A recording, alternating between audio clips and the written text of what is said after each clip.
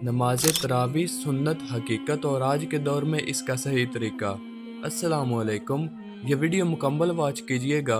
मेरी पूरी कोशिश रहेगी कि जितने भी आपके नमाज तरावी के हवाले से डाउट हैं मैं कुरान और हदीस की रोशनी में उनको क्लियर करने की पूरी कोशिश करूँगा। तो कम टू द पॉइंट। अल्हम्दुलिल्लाह वस्सलातु वस्सलाम अला रसूलुल्लाह। रमज़ानुल मुबारक एक मुक़द्दस महीना है जो हमें तकवा, इबादत और कुर्बे इलाही का दर्स देता है।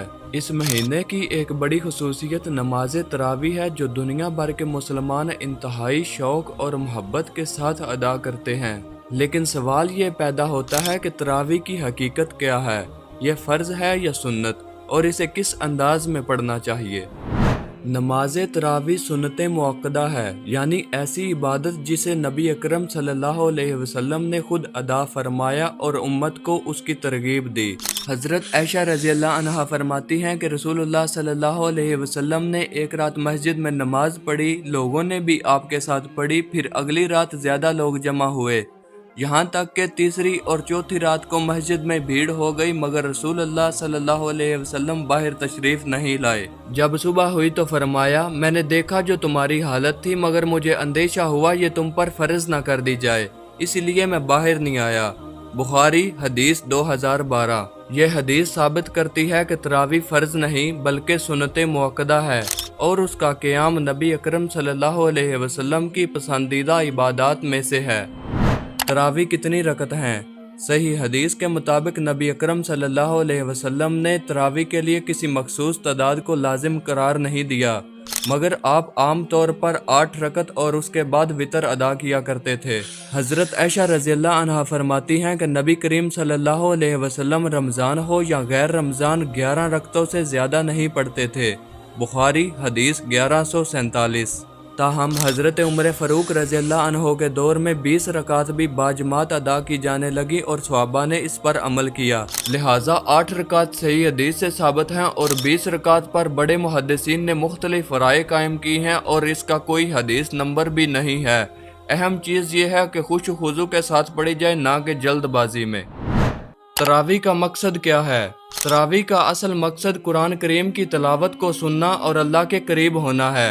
अल्लाह ताला कुरान मजीद में फरमाते हैं, बेशक ये कुरान सीधे रास्ते की तरफ रहनुमाई करता है और नेक अमल करने वालों को खुशखबरी सुनाता है कि उनके लिए बड़ा अजर है। सूरत बनी इसराइल आयत नंबर 9। तरावी हमें यह मौका फराहम करती है कि हम कुरान को गौर से सुनें, उस पर तर्बर करें और अल्लाह से कुर्बत हासिल करें।